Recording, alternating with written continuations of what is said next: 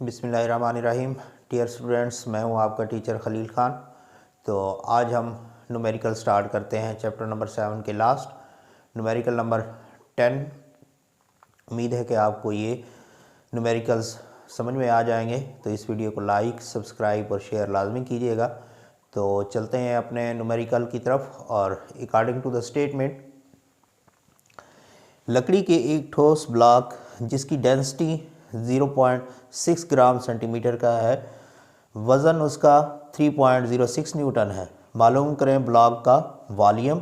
अब देखें, हमारे पास उसकी डेंसिटी है हमारे पास 0.6 ग्राम सेंटीमीटर क्यूब, और इसी तरह जो उसका वेट है, वज़न है, वो है हमारे पास 3.06 न्यूटन।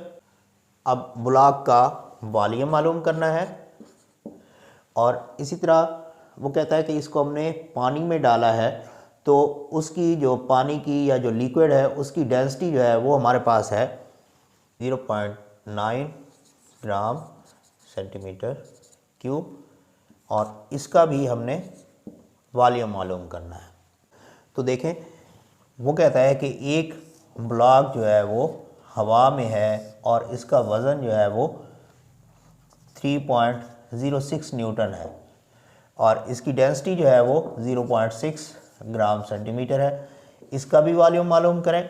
अब यही लकड़ी का ब्लॉक जब पानी में जाता है तो इसका कुछ हिस्सा जो है वो पानी में या उस लिक्विड में, ये वाला हिस्सा जो है वो डूब जाता है।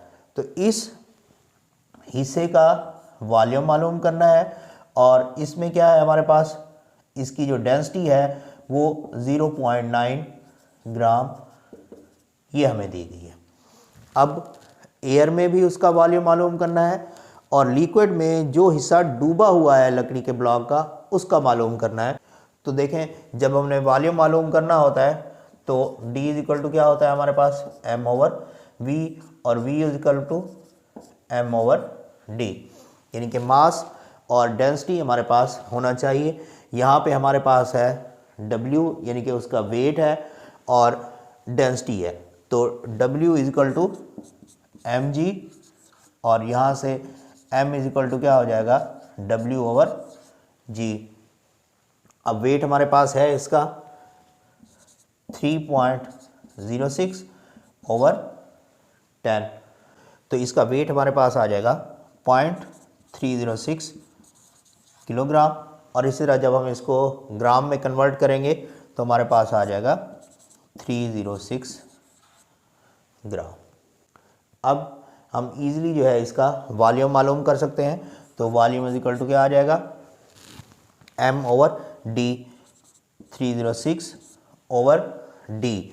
D हमारे पास है 0.6, तो इसको जब हम सॉल्व करेंगे तो हमारे पास वैल्यू आ जाएगी, ये हमारे पास वैल्यू आ गई वॉल्यूम की जो हवा में मौजूद था। अब इसी तरह जो हिस्सा इसका पानी में डूबा हुआ है उसकी जो है हम वॉल्यूम मालूम करते हैं, तो उसमें क्या हो जाएगा, मास इसका, क्योंकि वही रहेगा 306, और इसको हम डेंसिटी जो है अब वो पानी वाली, लिक्विड वाली इस्तेमाल करते हैं 0.9। तो यहाँ हमारे पास जो हिस्सा इसका पानी में डूबा हुआ है उसका वॉल्यूम हमारे पास आ जाएगा 340 सेंटीमीटर क्यूब। तो इस तरह हमने दो वॉल्यूम उसके मालूम कर लिए। ये वॉल्यूम जो है वो एयर में था, और इस तरह ये वॉल्यूम उस डूबे हुए टुकड़े का है जो पानी के अंदर था। तो चलते हैं नेक्स्ट न्यूमेरिकल की तरफ। According to the statement, hydraulic press के पिस्टन का डायामीटर 30 सेंटीमीटर है। 20,000 वजनी कार को उठाने के लिए कितनी फोर्स दरकार होगी अगर पिस्टन का डायामीटर जो है वो 3 सेंटीमीटर। तो according to the question, the diameter of hydraulic press कितना है हमारे पास, 30 सेंटीमीटर, और इसके ऊपर जो हमने वज़न उठाया है कार का, या जो फोर्स इसके ऊपर लग रही है वो कितनी है हमारे पास, 20,000। अब अकॉर्डिंग टू द स्टेटमेंट, कि अगर डायामीटर, पिस्टन का डायामीटर जो है वो 3 सेंटीमीटर हो तो कितनी फोर्स जो है वो हमें लगानी पड़ेगी कि हम इस वज़नी कार को जो है वो ऊपर उठा सकें। देखें, हाइड्रोलिक प्रेस के कानून के मुताबिक जब हम एक तरफ जो है वो फोर्स लगाते हैं, ये वो पिस्टन है जिसके ऊपर हमने फोर्स लगानी होती है और जिसके नतीजे में यहाँ जो है हम वज़न उठा सकते हैं। अब यहाँ पे देखें, जो कार का वज़न हमने उठाना है वो यहाँ पे है और ये जो है वो डायामीटर है, बड़ा डायामीटर, और ये जो है वो पिस्टन का डायामीटर है जिसके ऊपर हमने फोर्स लगानी है। तो according to formula F1A is equal to F2A।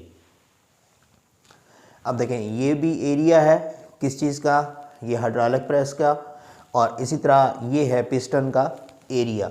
हमें यहाँ पे D दिया गया है, यानी कि डायामीटर दिया गया है, हमने एरिया जो है वो मालूम करना है। और हम जानते हैं एरिया जो होता है वो पाई आर स्क्वायर के बराबर होता है, यानी कि रेडियस के स्क्वायर के बराबर।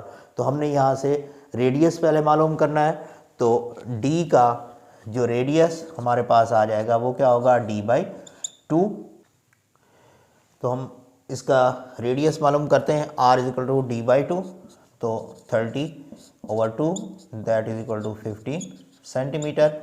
और इसी तरह हम इसको मीटर में कन्वर्ट करेंगे तो 0.15 मीटर आ जाएगा। इसी तरह अब हम जो डायामीटर है पिस्टन का, उसका रेडियस मालूम करते हैं, तो 3/2 that is equal to 1.5 centimetre. और इसी तरह इसको भी हम मीटर में कन्वर्ट करेंगे तो हमारे पास आ जाएगा 0.015 मीटर। अब हम फार्मूला पुट करते हैं, F1/A is equal to F2/A, और F1/πr² और F2 is equal to πr²। अब पाई से पाई कैंसिल हो गया और F1 जो है वो हमारे पास आ जाएगा F2 into r² over r²। यहाँ हम इनकी वैल्यूज़ पुट करते हैं। F2 की हमारे पास वैल्यू है 20,000, 0.15 स्क्वायर, और इसी तरह 0.015 स्क्वायर। तो इनका हम स्क्वायर लेने के बाद जब इसको मल्टीप्लाई करेंगे तो हमारे पास रिक्वायर्ड F1 आ जाएगी जो कि है 200 न्यूटन। इसका मतलब ये है कि अगर हम पिस्टन पे 200 न्यूटन की फोर्स लगाएंगे तो 20,000 न्यूटन की जो वेट है कार का उसको हम उठा सकते हैं, और यही फोर्स जो है वो हमने मालूम करनी थी। तो चलते हैं स्टेटमेंट की तरफ। स्टील के एक तार के क्रॉस सेक्शनल एरिया पर 4000 न्यूटन की फोर्स लगाने से इसकी लंबाई में 2 मिलीमीटर का इजाफा हो जाता है। तार का यंग मॉडुलस मालूम करें जबकि इसकी लंबाई जो है वो 2 मीटर है। अब इसका एरिया जो है वो हमारे पास कितना है, 10⁻⁵ मीटर स्क्वायर, और इस तरह जो हम फोर्स लगा रहे हैं वो कितनी है, 4000 न्यूटन। फोर्स लगाने से जो इसकी लेंथ में तब्दीली आई है, चेंज इन लेंथ जो है वो 2 मिलीमीटर्स है, और इसी तरह जो इसकी एक्चुअल लेंथ थी वो क्या थी हमारे पास, 2 मीटर। यंग मॉडुलस जो है वो हमने मालूम करना है according to formula y is equal to F/A over change in length. अब फोर्स हमारे पास 4000, एरिया है 2×10⁻⁵, लेंथ हमारे पास 2 मीटर है, और जो चेंज इन लेंथ है 2 मिलीमीटर, यानी कि 2×10⁻³ जो है वो हमारे पास मीटर हो जाएगा।